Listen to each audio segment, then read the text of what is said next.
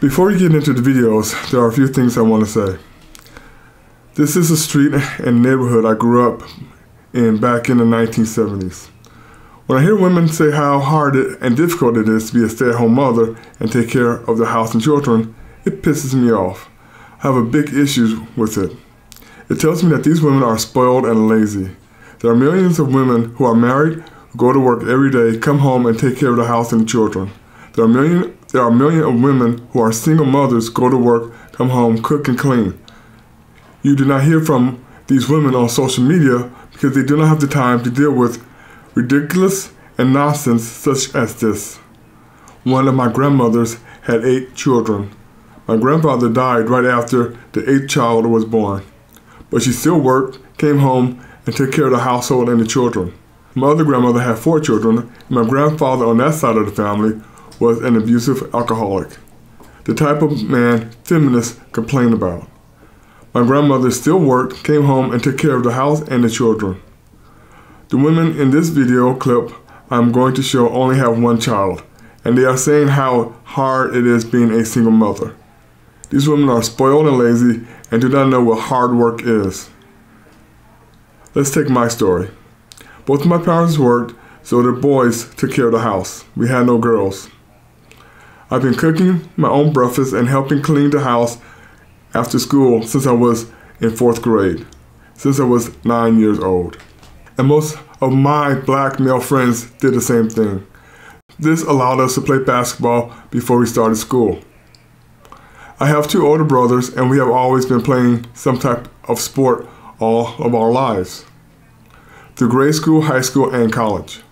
Both my parents worked, so after school, after we got done with our sports activities, such as football, basketball, gymnastics, wrestling, and cross country, we came home after all of this, cleaned the house, and had dinner ready before our parents walked through the door. Plus, we had the 2-car garage driveway cleared of snow. And my cousins in their household had to do the same thing. Every day, millions of black children in the 1970s had to do the same thing in their household.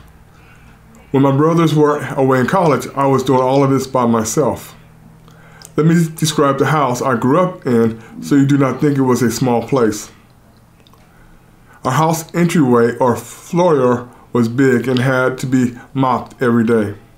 If you turn left from the foyer and go up or downstairs, upstairs had 4 bedrooms and 2 bathrooms.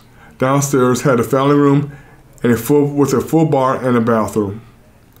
Then you could go downstairs some more into the basement, which covered the entire house. So the back of the home looked like it was 3 stories. Or you could go up another stairway into the 2-car garage. If you went straight off the entryway or foyer, it would put you right in the living room. If you went right off the entryway or foyer, you would pass the breakfast room, and it was not a breakfast nook, it was a full breakfast room. Then you would go straight into the kitchen, and our kitchen was big, double ovens, dishwasher, and all that stuff. The dishwasher never worked, so we always had to wash the dishes. Our parents got a new dishwasher after all their children moved out. On the other side of the kitchen was the dining room, and right off the kitchen was the mud room.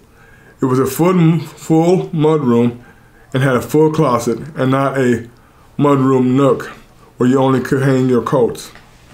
And in the back of the mud room was the laundry room. It had cabinets above the washer and dryer, and across from the washer and dryer were upper and lower cabinets with a nice countertop in the middle. So do not tell me that today's homes are bigger and it takes more time to take care of.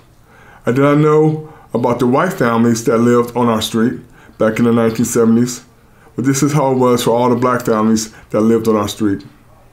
So when women say it's hard to be a stay-at-home mother and take care of a house and children, you all sound like lazy, spoiled children who do not know what hard work is. Soccer? Yes. Yeah. She also knows, but I think it's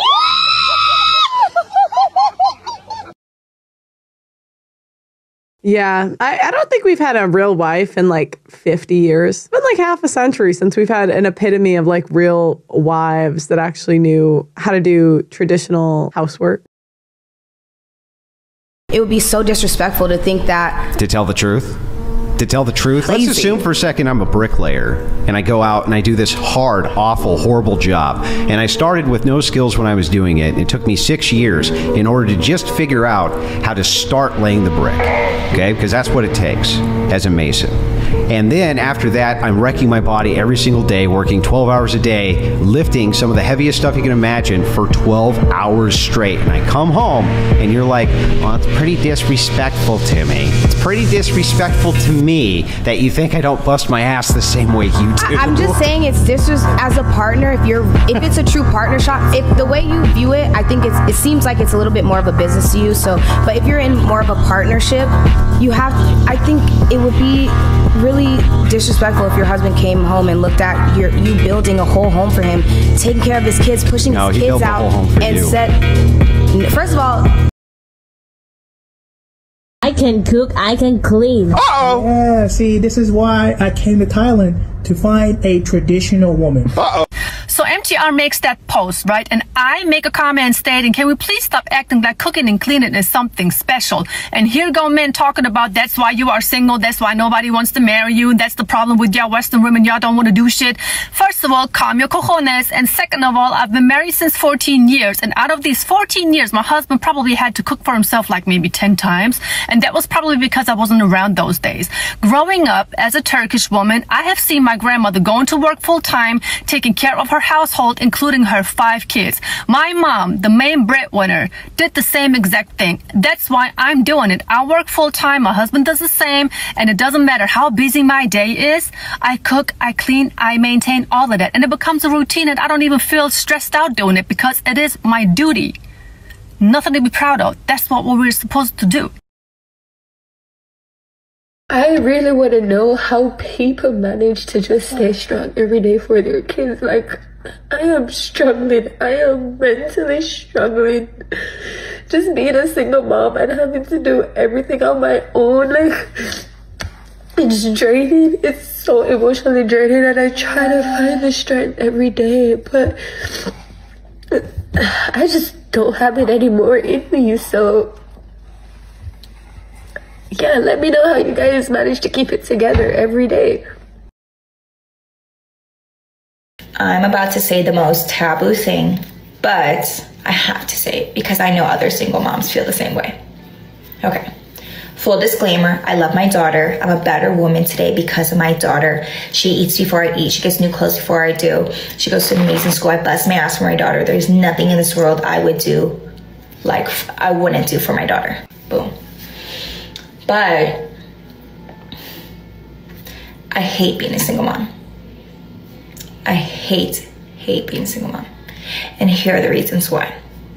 I hate that it took me out of my soft, feminine state, and it really shook me up and put me in my masculine state. I also hate that I am depleted most days. I'm crabby, I'm stressed out. I don't have time to myself. I don't have a social life. And it's because I'm a single mom. That's what she missed, her social life.